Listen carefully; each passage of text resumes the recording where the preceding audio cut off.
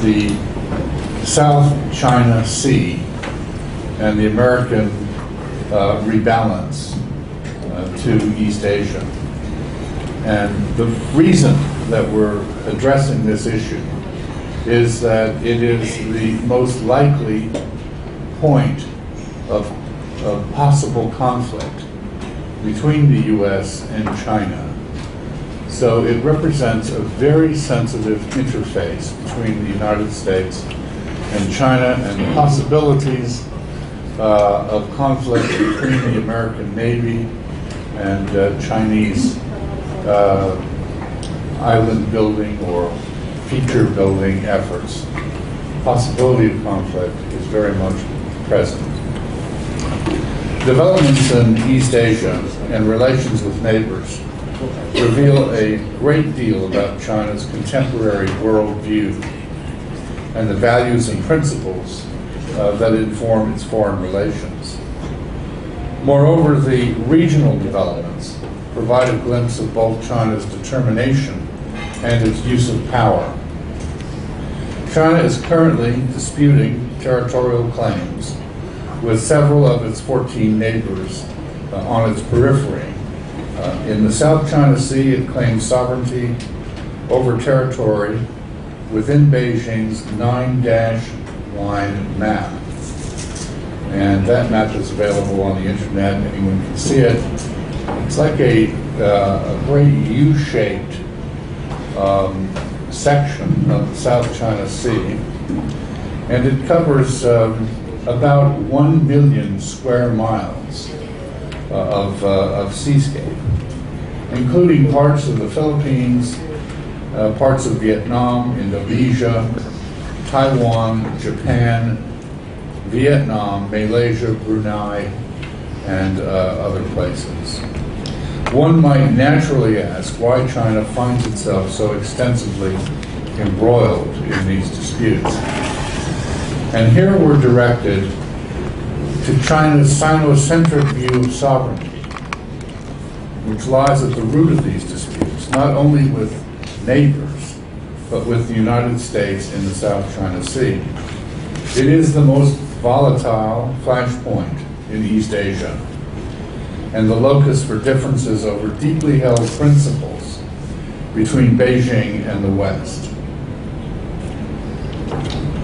The ethic of political monism, advanced by the Confucians and legalists during the Warring States period, which was from roughly 475 BC to 221 BC, in particular, has had an enduring impact on China. Beijing conceives of sovereignty as being indivisible. This belief derives from the ideal of monism, which denies that a legitimate international order can rest on the formal co-equality of sovereigns. The global order must flow instead from a single source, namely a hegemon. For China, sovereignty is indivisible. If one had an equal, one was not a sovereign.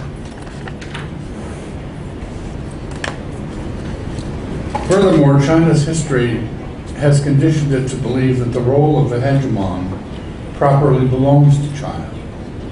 This hegemonic instinct and the substantive disconnect it fosters with Western understandings of international order, legality, and legitimacy is being played out along the South China Sea littoral.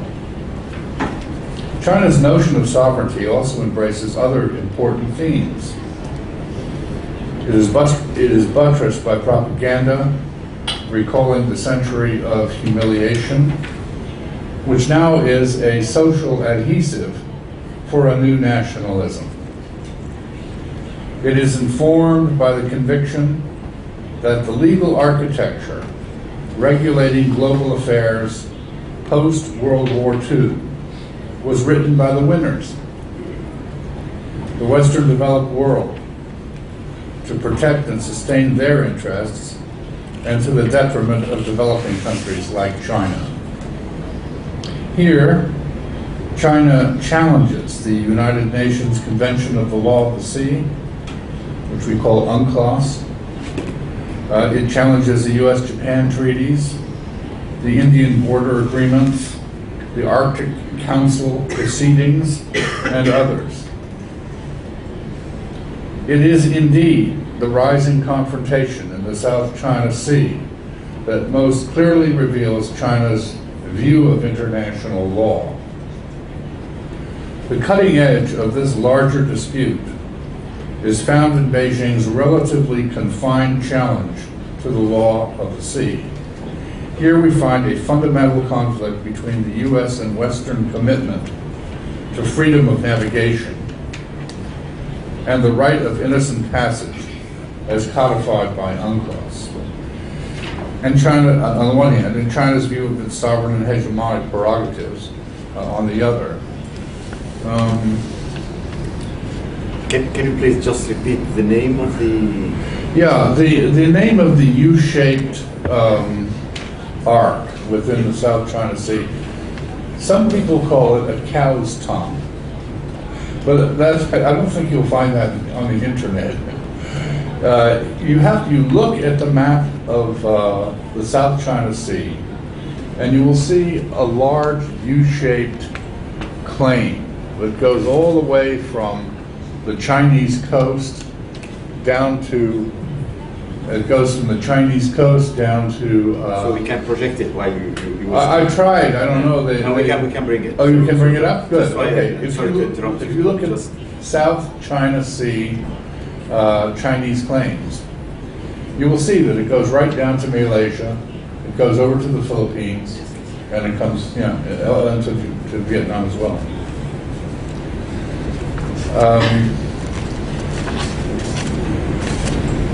Sorry. That's okay. So we're talking about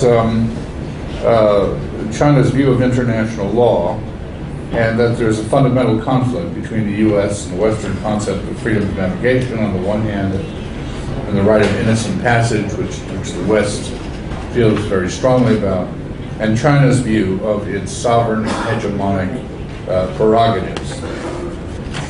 These, together with Beijing's rejection of the conflict resolution mechanisms administered by the United Nations, the World Court, UNCLOS, and other bodies, and its broader rejection of both the legitimacy of international law and its implementing institutions, make it perhaps the most radical actor among major nations on the global stage since 1789. I know that's a strong claim, but I think it can be sustained. A recent example of China's dismissal of conflict resolution mechanisms is China's rejection of the February 2013 Philippine proposal to bring the Scarborough Shoal dispute to the International Tribunal of the Law of the Sea under Annex 7 of UNCLOS, to which both nations are signatories. China signed up in 1982. Think of this. Nazi Germany, Imperial Japan, the United States, and the Soviet Union have each, at times, refused to be bound by international law. But their rationale for violating the constraints imposed by law arose, with notable exceptions, from geopolitical, military ambitions and treaty disputes, not from the belief that the law itself was inherently illegitimate, which is the Chinese argument. So what's at stake? The strategic nature of China's challenge was not readily apparent to many in Washington until about 2010, when Beijing's strikingly aggressive actions in the South China Sea compelled Washington to refocus on the region in a pivot to Asia. Perhaps newly discovered oil, mineral and gas deposits in the ocean floor caused China to turn away from a decade of productive diplomacy and steady steadily improving relations in Southeast Asia and with South China Sea neighbors.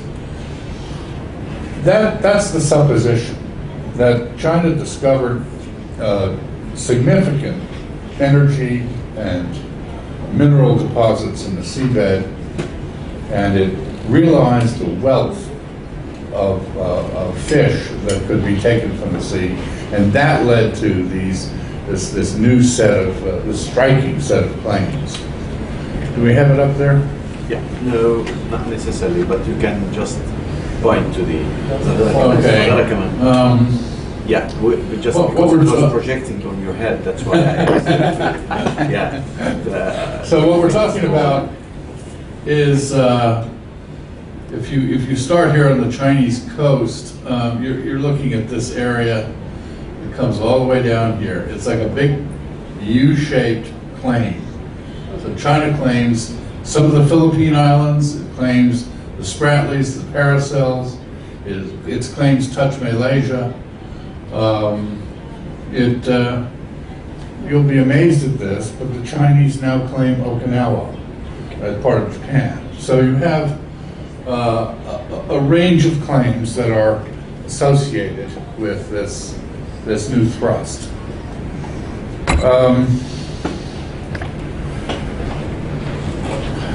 So I was saying that Washington is now focused on this as a result of these claims that all began pretty much in 2010. Perhaps it was newly discovered oil, mineral, and gas deposits in the ocean floor that caused China to turn away from what was a decade of very effective diplomacy. China was doing quite well with its Southeast Asian neighbors, and now we have seen a decided chill in these relations. Announcing sweeping new territorial and resource claims, Beijing apparently calculated that while several nations would reject its claims, energy and fish could be gotten in the near term, and relations could later be restored through generous financial investment and trade concessions. While the outcome remains unclear, the claims of territory and resources based on bogus law and conveyed through sharp rhetorical narratives broadcast around the world, which they're doing, have destabilized the region. Examples of China's intimidating behavior include cutting the cables, for example, of Vietnamese oil exploration ships, conducting seismic surveys within Vietnam's 200 nautical mile economic exclusionary zone.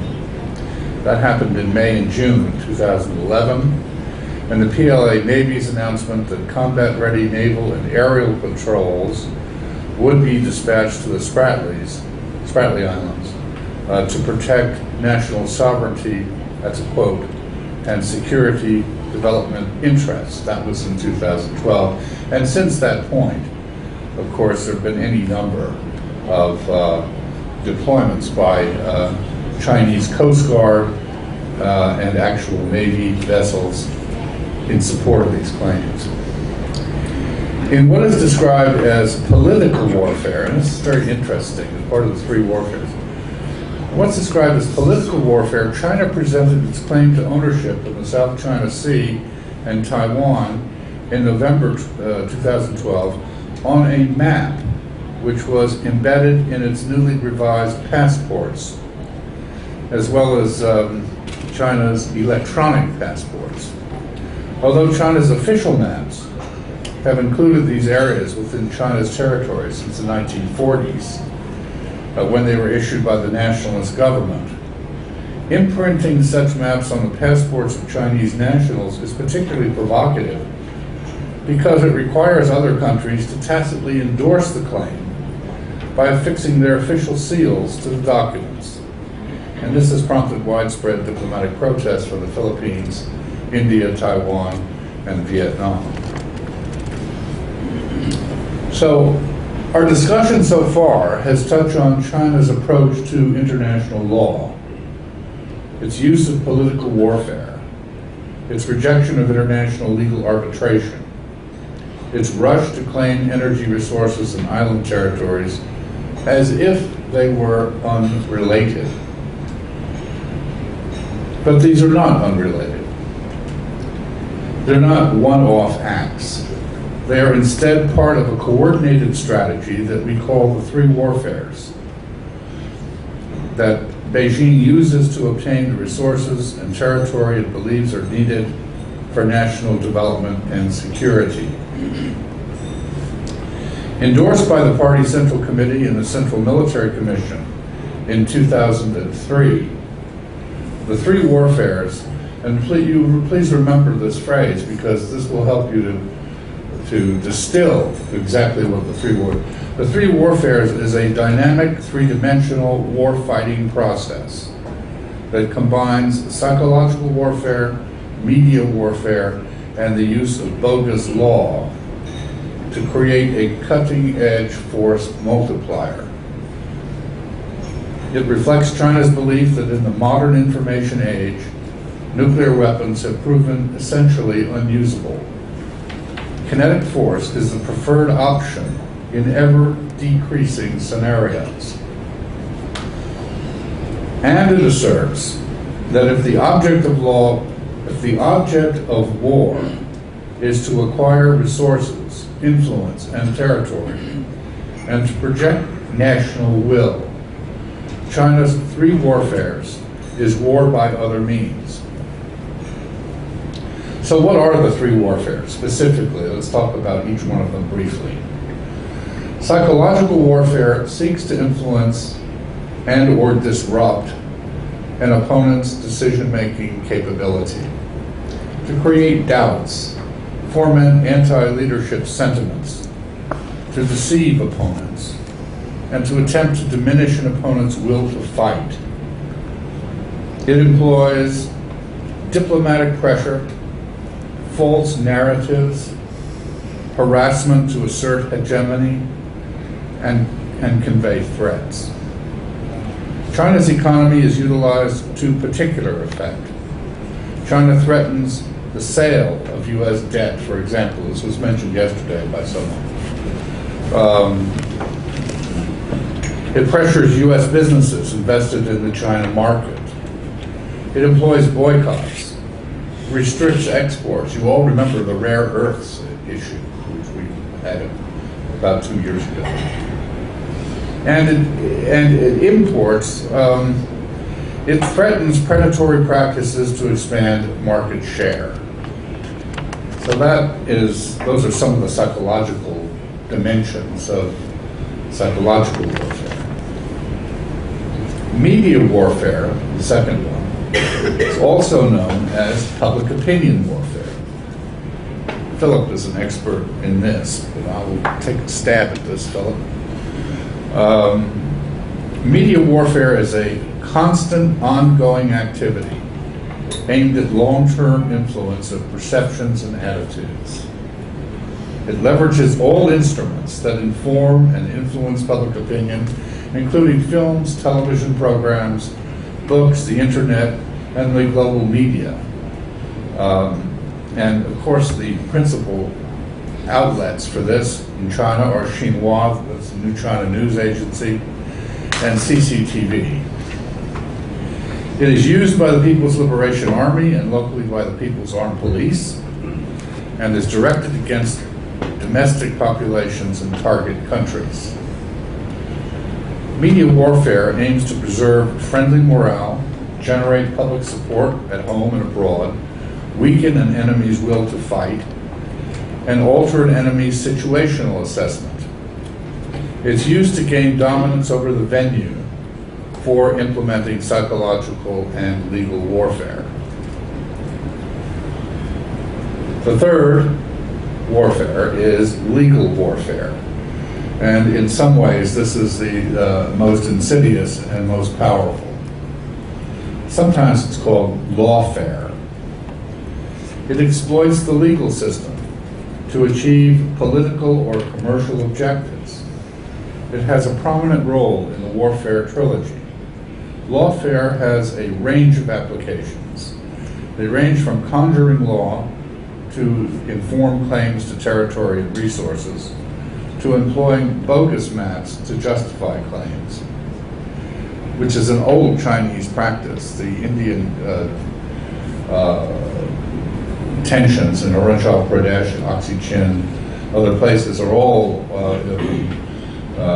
memorialized in maps that are disputed.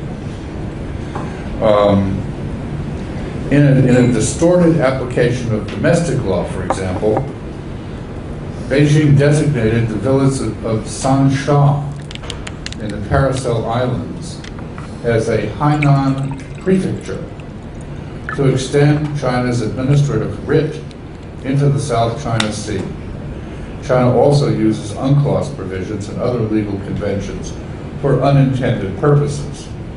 Now, the issue of Sansha is truly, it's creative genius on the part of the Chinese. So look at what they've done. They've taken, this is Hainan Island right here, this little thing sticking out. Sansha Island is right out here in the middle of the Spratlys. They decided to designate this beach village as a provincial capital, and they invested it with a mayor, 3 deputy mayors, a city council of 11 people, and a military of 1,400 people, 1,400 troops, to govern, really it was a sand spit with a population of about 200 people. So they used the law to designate it as a provincial capital because they wanted to get the benefit of the 200-mile economic exclusionary zone. If you do that enough, you can actually leapfrog your way across the South China Sea. It's completely illegal, but this is the point.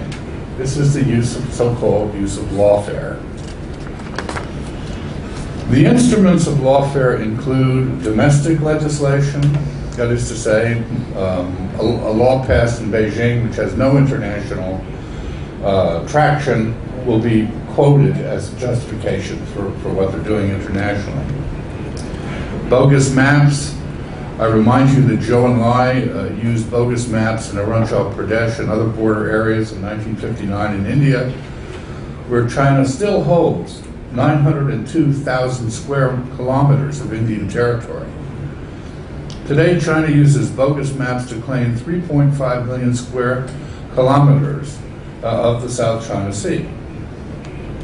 Legal warfare also entails the use of laws promulgated by the Chinese legislature, legal pronouncements and ad hoc claims made by local government, none of which have standing in international courts. The three warfares allow China to press ahead with its claims by continuously altering facts on the ground, while at the same time taking steps to support and enforce the evolving new reality. Over the past 2 years, China's land reclamation program in the South China Sea, dredging the seabed and using the sand to build artificial land features, and attempting to assert greater control over the disputed islands, has created over 2,000 acres of artificial landmass on Chinese occupied reefs. What do I mean by a reef? A reef is a hunk of rock which is below water at high tide and above water sometimes at low tide.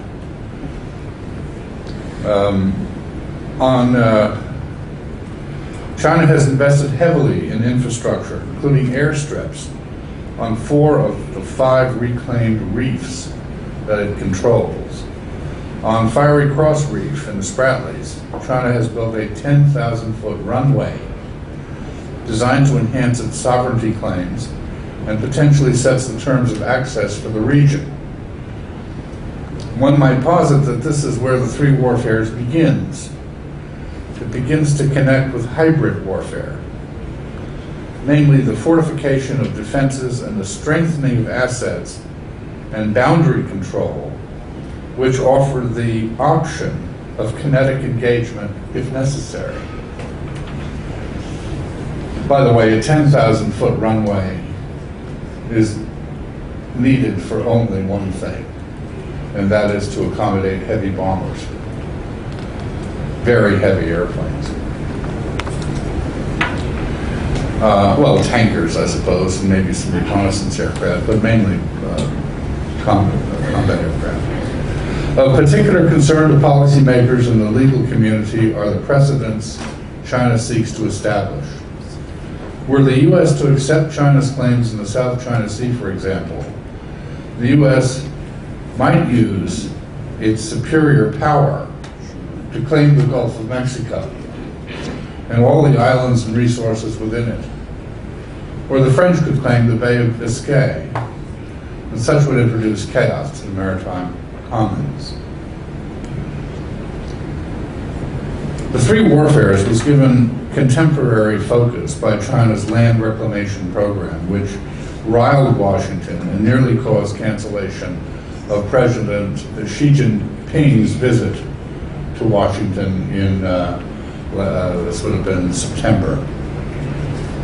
China's effort to expand its presence in the South China Sea with runways, radar stations, military facilities in the Spratly and Paracel Islands, which intended to establish de facto control and enhance its strategic position, in fact, is proving both a tactical and a strategic error.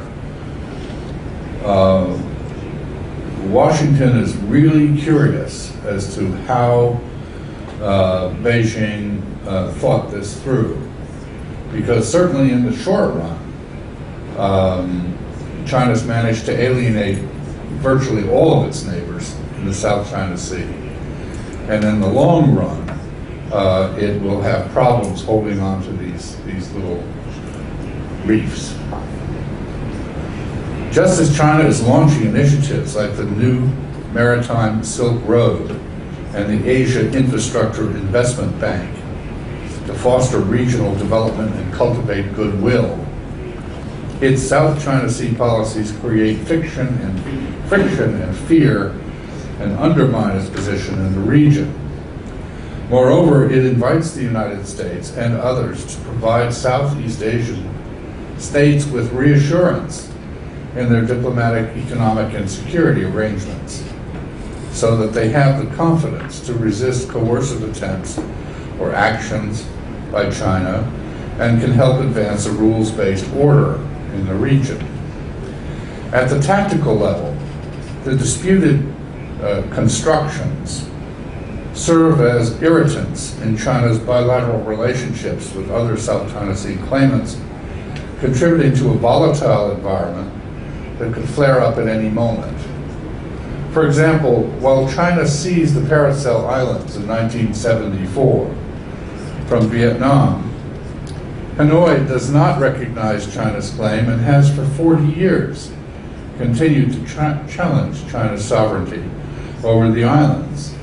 And there's little to believe, there's little reason to believe that the newly built up features will not face similar harassment from rival claimants and serve as perennial sources of bilateral friction, particularly as China militarizes these features and attempts to enforce its will or restrict access, such as through the recently created Air Defense Identification Zone. In support of its claims, China has attempted to manipulate the 1982 UN Convention of the Law of the Sea, to which it is a signatory. It's challenged the principle of freedom of navigation in the maritime commons by arguing that it has the right to regulate foreign military activities within the economic zones that are supposedly generated by these artificial land creations.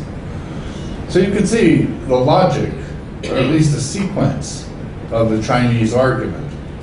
It's not as if it's completely out. It begins with monism and it builds right through. Such a supposition, however, directly contradicts Article 89 of the treaty, which stipulates, probably the most important thing in the treaty, that, quote, No state may validly purport to subject any part of the high seas to its sovereignty.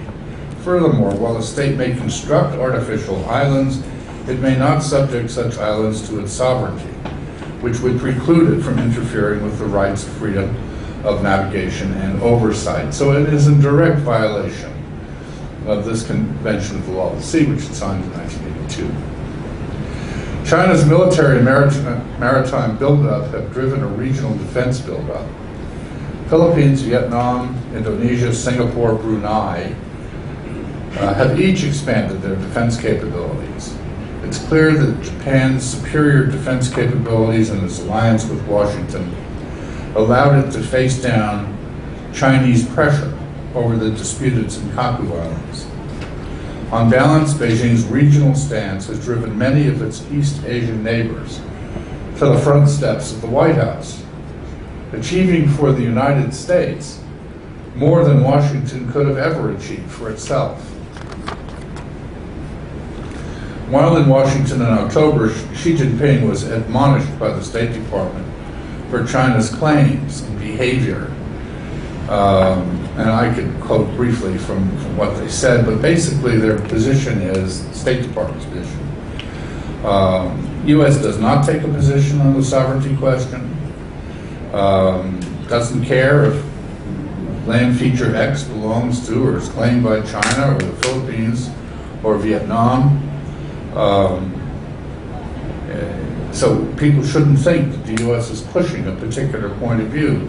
But Washington does have very strong views on international law and universal rights, freedom of navigation, and overflight. Those rights are inherent to every state. They're not a right that's granted by a state to another state. And certainly not something that should be denied by any one country. Similarly, the right of unimpeded lawful commerce.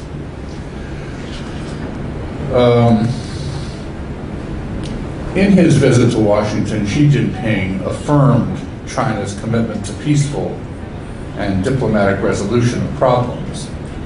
The issue of the 9-dash line, for example, was placed before the tribunal, the United Nations Convention of the Law of the Sea, tribunal by the Philippines. The Philippines brought this issue before the tribunal.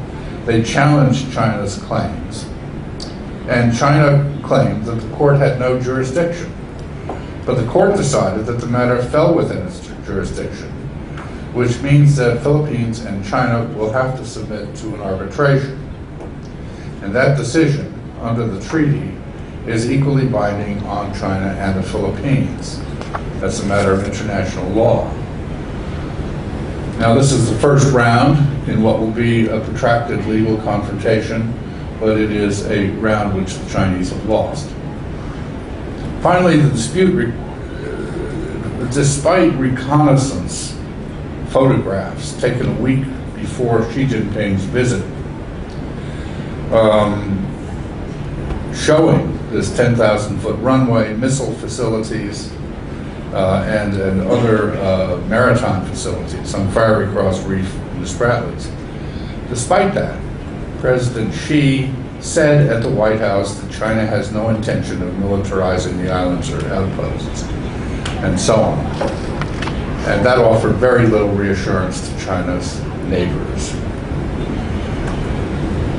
Thus, there's far more at play in the South China Sea than minor disputes among regional actors over reefs and islands. China has put the rule of law in play. Now, it is said that when China looks out across the globe, it sees only one thing: the United States. China uses the three warfares to support its strategy called anti-access area denial, which is designed to counter U.S. and Western power projection in East Asia. Just as the U.S. depends upon access to the maritime commons and access to Japan to anchor its strategic position in Asia, China seeks to curtail U.S. power projection by setting the terms of U.S. Navy access to the region.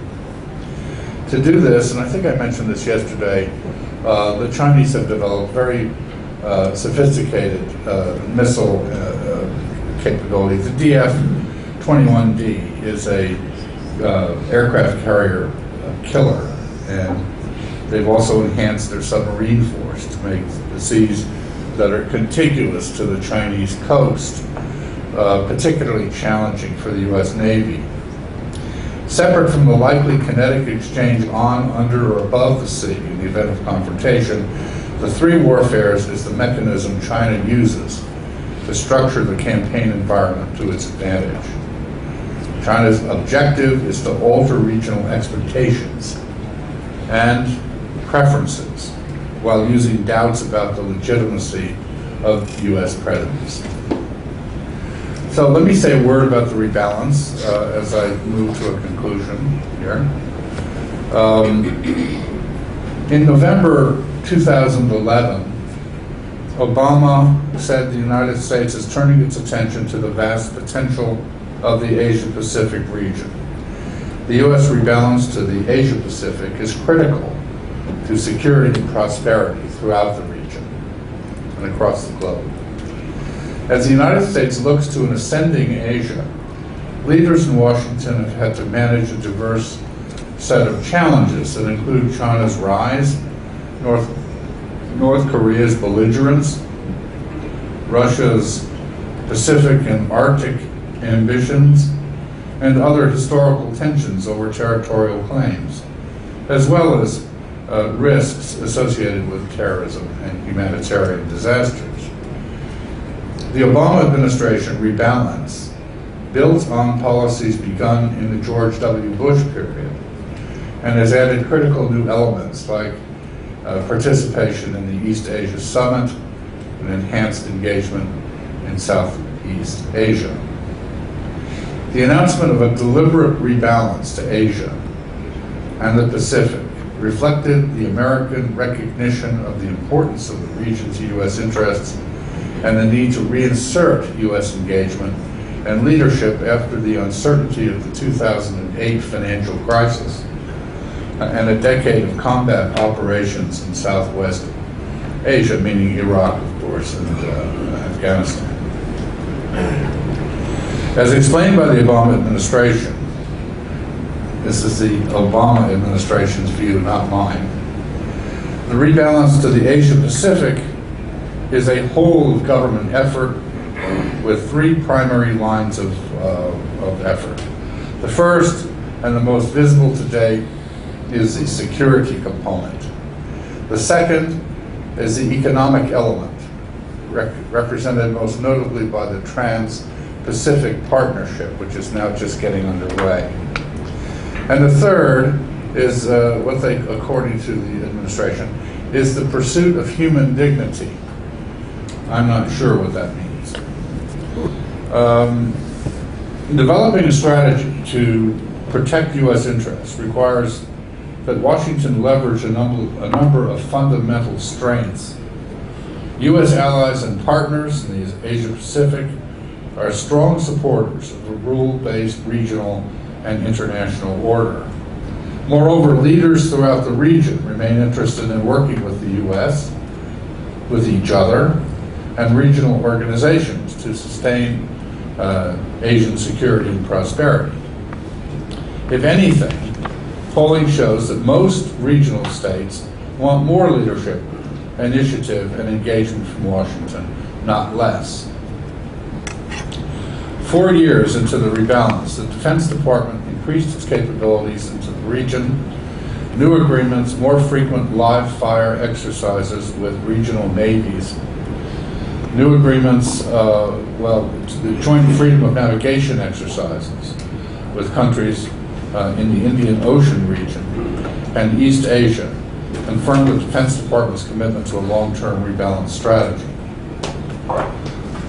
Now, if you think about it, these seemingly benign exercises, when you have several navies joining together to simply sail through the seas. I was 2 years ago, I joined one of these things. We went from Yokohama in Japan down to the Malaccan Straits, and it was a carrier group. The George Washington, aircraft carrier George Washington, was the main ship, but there were 23 ships in this little flotilla. And we went down to the Straits of Malacca, and we turned around, and we went back up towards Yokohama. But just to show you how these things play out, the admiral commanding stopped the ship 13 miles off of Hainan Island, which is the headquarters of the People's Liberation Navy. And we stayed there for 23 hours, running flight operations around the clock, which was a very provocative thing to do. But it was a demonstration of how symbolism plays an important role in this kind of thing. And of course, you could see on the electronic intercepts, you could see that the entire Chinese coast just lit up as they followed this. I mean, there was a lot of chatter and a lot of conversation. Geopolitically, most states in the Asia-Pacific region are embracing closer security and economic ties with the U.S. At the same time, states across the region have become more sensitive to China's growing political, economic, and military power, and are vulnerable to Beijing's increasingly coercive behavior. The U.S. relationship with China is complex. It mixes elements of cooperation and competition. And although the Rebalance encourages China to contribute to peace and prosperity throughout the region, the Defense Department has made clear that it will act to deter Chinese aggression or coercion and to defend U.S. interests.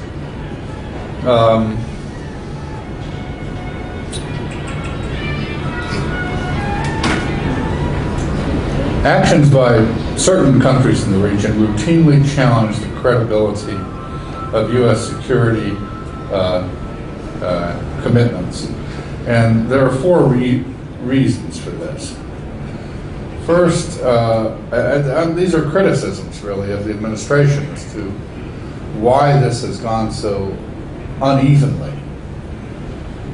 The Obama administration has still not articulated a clear, coherent, or consistent strategy for the region, particularly when it comes to managing China's rise. Second, there have been cuts to the defense budget between 2009 and 2015 that have limited the Defense Department's ability to respond. Now, those cuts have been restored, so the budget has been made whole, but for a period of time, it was difficult. Third, while the U.S. is developing new military capabilities to strengthen the rebalance, the anti-access area denial challenge is increasing, as I mentioned a moment ago. And concerns are growing about the ability of adversaries to challenge forward operating forces throughout the region. We've got to be very careful about that. The Chinese have placed a great strategic premium on investments in this anti-access strategy that they have. The A2AD, anti-access umbrella, includes long-range cruise and ballistic missiles, advanced integrated air and missile defense systems, and their submarine force. They've also invested heavily in cyber warfare, electronic warfare, trying to create a blue water navy. Missiles and intelligence, surveillance, reconnaissance capabilities are powerful reminders of China's hope to push the U.S. out of the region in a conflict. So there is some concern that China might attempt to hold U.S. installations and naval assets in the Western Pacific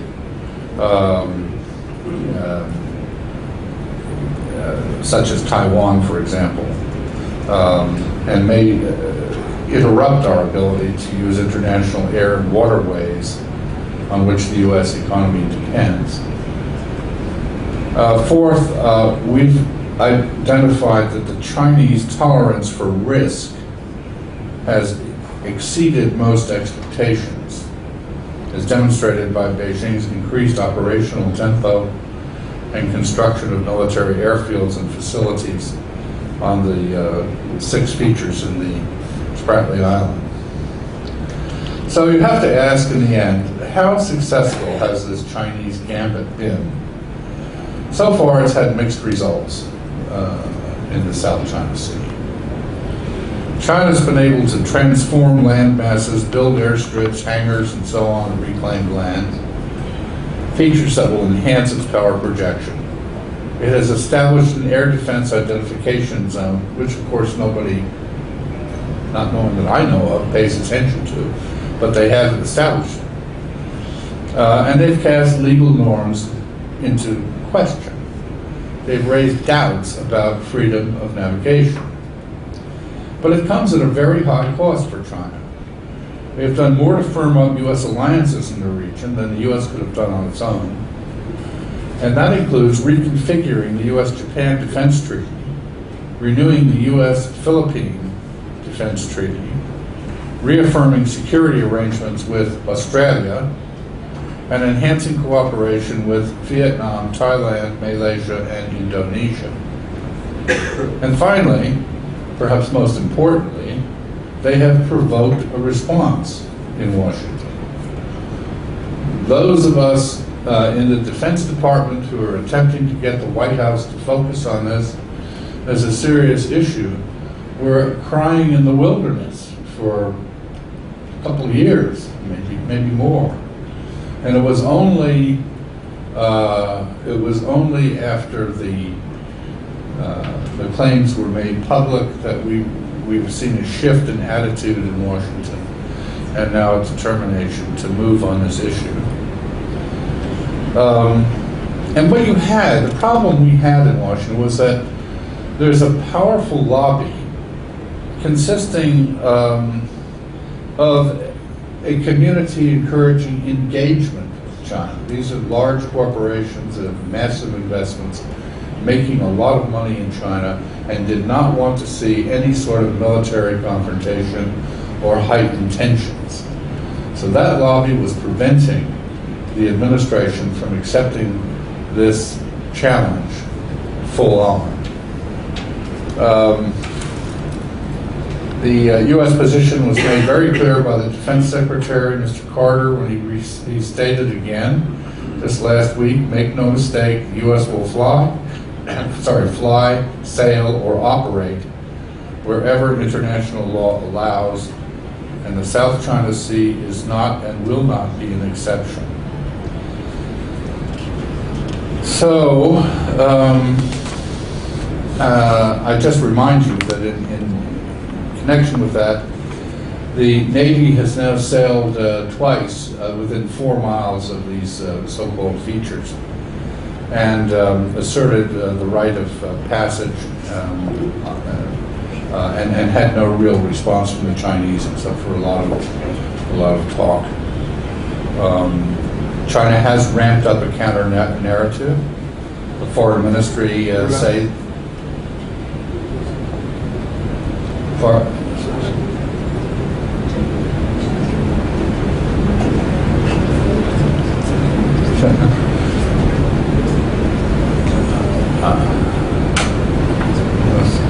The foreign ministry, the Chinese foreign ministry spokesman say that China will never allow any country to violate its territorial waters or airspace in the Spratly Islands, and particularly not in the name of freedom of navigation and oversight. Its propaganda frames U.S. actions as being provocative, unscrupulous, and mere attempts to display U.S. hegemony. Going forward, we can expect China to use the 3 warfares and spearhead efforts to expand its frontiers in the maritime perimeter.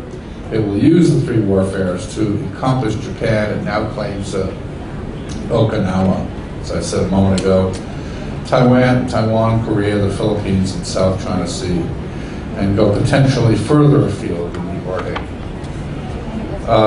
The U.S. will take certain actions in the South China Sea going forward. It has some countermeasures which it's using. I'll quickly just mention them. One is forceful legal action to confront the Chinese in established international venues and courts. The second is strengthened U.S. and allied public diplomacy programs to combat the influence of China's propaganda. The third is Xi Jinping said China has no intention of militarizing these features, so that statement must be tested continuously to be sure that they haven't. And fourth, there must be an ongoing high-profile public reaffirmation of U.S. commitments in dealing with the countries of the region. And lastly, and probably quite importantly, the U.S. has to proceed with targeted investments and development efforts to decrease the effect of China's economic inducements. And in this vein, Washington has to finalize the Trans-Pacific Partnership. Finally, the U.S. has to lead regular reconnaissance missions and freedom of navigation exercises in that region. So I'll conclude with that. And I know I've given you a lot to think about, but that's the summary on the South China Sea. Thanks.